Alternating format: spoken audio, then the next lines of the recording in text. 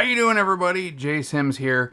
And if you're wondering where I've been, well, I can tell you that recently I was at the first ever sim racing expo in Charlotte, North Carolina, here in the United States. They've done them in the past over in Europe, but this was the first one here in the US. And I got to go. I actually booked my tickets 7 months ago, back in October, after the last one ended in Germany. So I wanted to get right on board with this one. And you're going to see some interviews and everything that I did with some of the exhibitors that were here at the expo. And now I didn't get a chance to talk to everybody. Some I did that weren't on camera. And if you'd like to see some of that info, then you'll have to check out my social medias. I've got some YouTube shorts where some of that is here. And also there's some stuff over on my Instagram.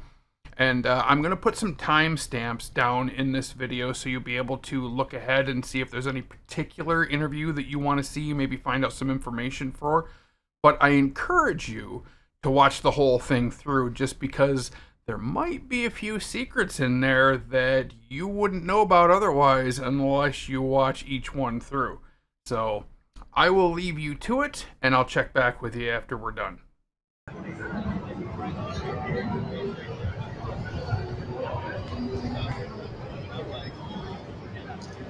They use a pneumatic system and are the only pedals in the market that do this. It provides you then with the most realistic experience possible in the simulator.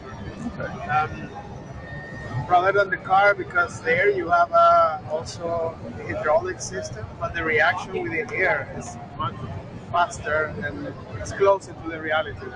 That's why I would invite you guys to give it a try, because all the explanation can be understood just by kicking. And I see over here you also have the ones with the inverted as well. Yes, they work pretty much with the same system, but you can then just add parts and accessories to turn it to inverted. Now, do all of these have haptics, or no, none of them have. Oh, no, they don't have. Extra because okay. Work with the You have that. Okay. Are you ready to try? Yeah, I'll have to give it a try. Looks like we're in the Ferrari.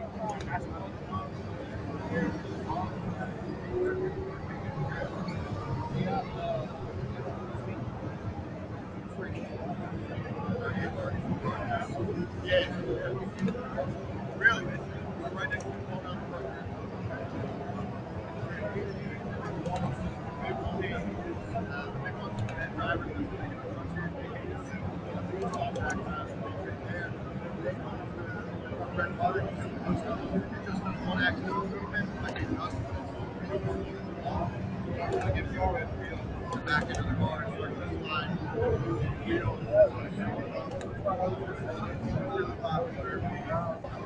All in all, I really like the feedback from the pedals. That's actually one of my first times ever using haptics in the pedals, but you could definitely feel, especially in the throttle, the engine vibration and everything, and the tires, when you get on it, when they start to slip, you can feel everything in the pedals. So I really enjoyed this setup. Tiff is our founder. Oh, okay. Tiff and her husband are Canadian, but we forgive them for that, Yeah, because well, they produce maple whiskey. it's all right. You know, I live about 20 miles away from the Canadian border, so I see it all the time. Yeah. So we all came about because Tiff and her husband Diesel noticed that when we get out of the military, we've lost a sense of being on a team. We don't have that anymore. And giving a veteran a place to come be a part of a team, giving us something to have an identity of and to have a purpose in our life really affects how we feel and how we interact with our friends and family and in society. And so kind of Operation Motorsport came out of the love of motorsport. And if we can get people together who are motorsports fans but who are also veterans, we can help each other and push through hard days. Every other Tuesday, we have a sim racing league in iRacing, and every other Tuesday we have an official race on our league. It's veterans, people who support veterans, friends, family, that kind of stuff, And we have a handful of pro drivers and coaches that come in and race with us.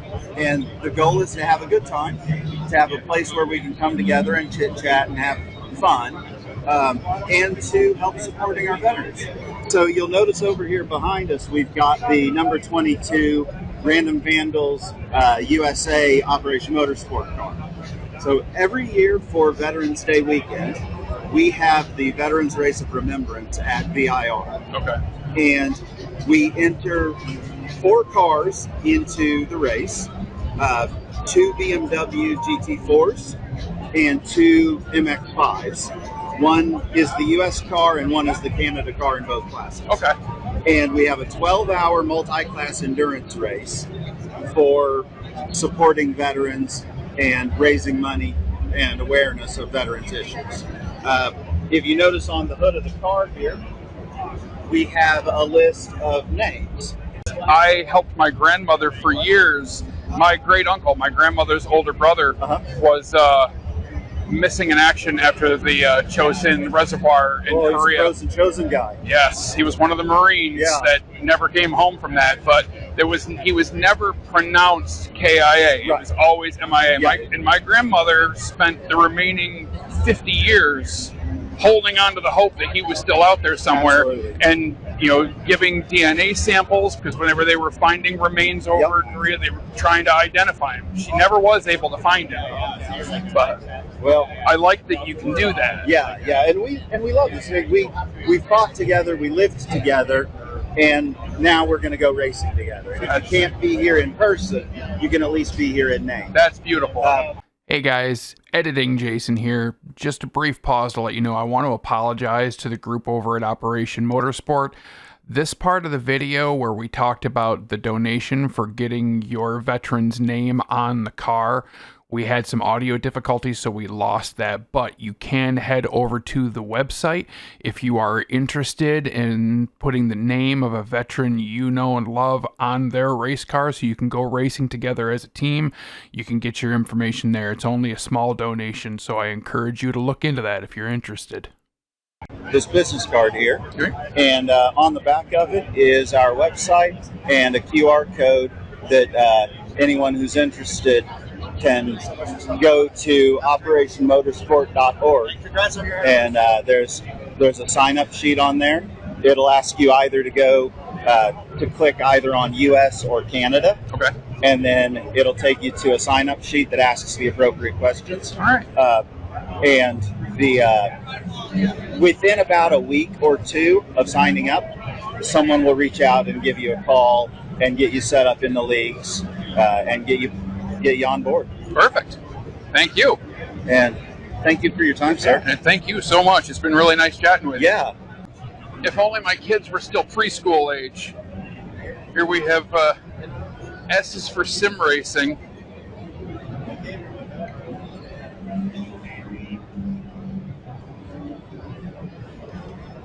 This is absolutely adorable. I love this. And it's 15 pounds and 10% goes to charity. So here we are at the VRS booth, and to my understanding, they're going to have a presentation over on the main stage later today about maybe some upcoming things they have that have not been revealed yet. So it may be worth our while, if we can't be here for that presentation, to come talk to them tomorrow morning on the last day of the expo to find out exactly what it is. I understand, now my followers have informed me that I believe you guys are going to have a presentation on the main stage later today? Yep, at 5 p.m. we'll have a presentation with Ray and Alex Simpson, talk about our existing hardware, the development behind them, new hardware. I'm sure you've seen some of the new pedals that we have. And obviously we are also working hard on the software side, data packs, including other simulators to gather telemetry, provide services as well. Any new secrets you might be revealing later? Yeah, if you're a Le Mans Ultimate fan and you enjoy the VRS data packs on iRacing, maybe we have something for you. Okay. All right. So yeah, that's our goal. We have actually, in our telemetry tool, we have integration of that. We are able to pull telemetry. It's actually working, and we have it in beta phase. Same for the F1 titles.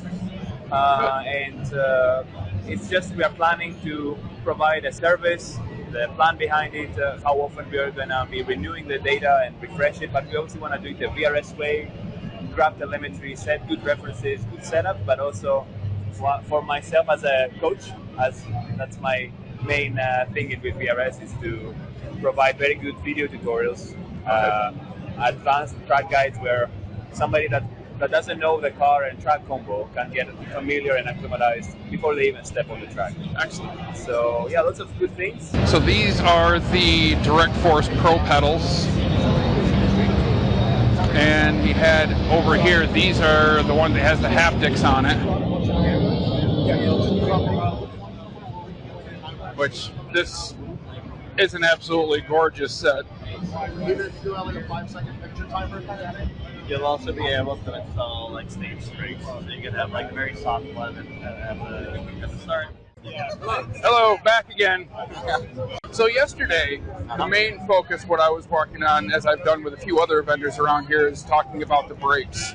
So could you briefly give me a, I don't know, sort of a synopsis on why, I mean, this is clearly, from what I've been told, this is pretty much like the end game when it comes to a lot of your sim racing accessories.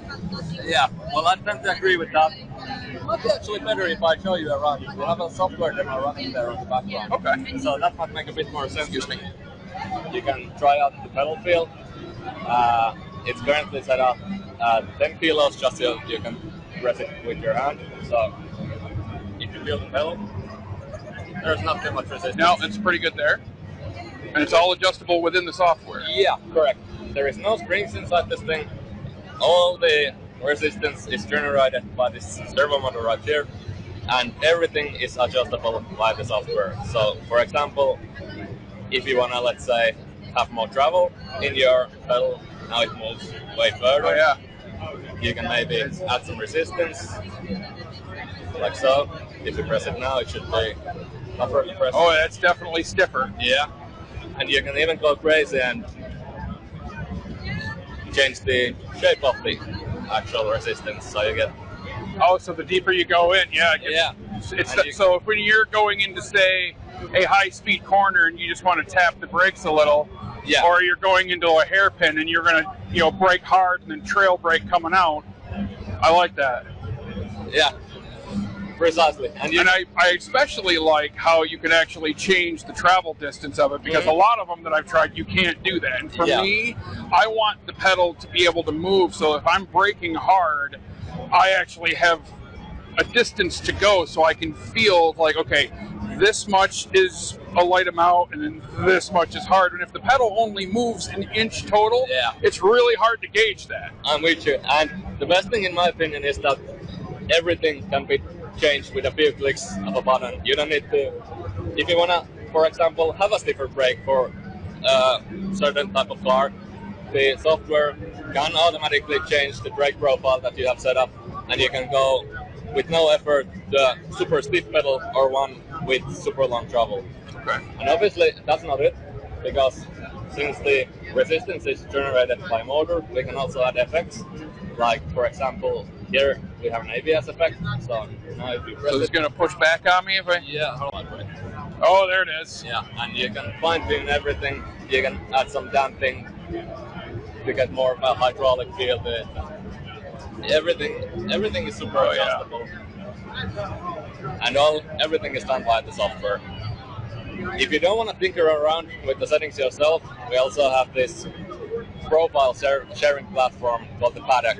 So you can just hop on the certain tab on the software and just download somebody else's profile. So say for instance, any of my viewers, any of my followers that are like in my Discord that want to try out my setup, all they would have to do, if we have the same hardware, they could just go in and download what I use. Outstanding. Yeah.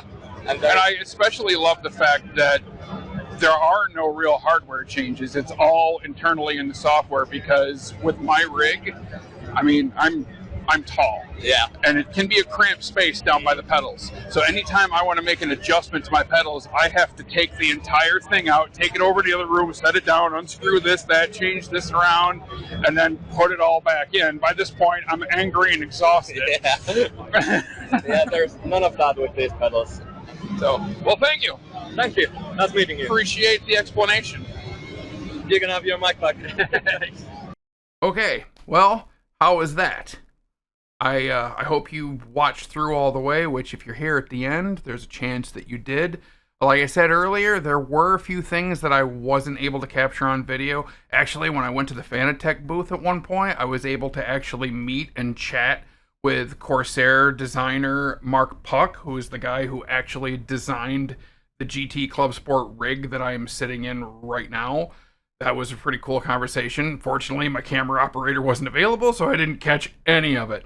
I did get a chance to try out the new Fanatec Podium pedals, and a bunch of other stuff. Like I said, if you check out my socials, you'll see all of it. My thanks to the guys over at VRS and Simucube and Operation Motorsport and everybody else that I got to talk to. You guys, it was such an awesome event. Thank you so much for taking the time.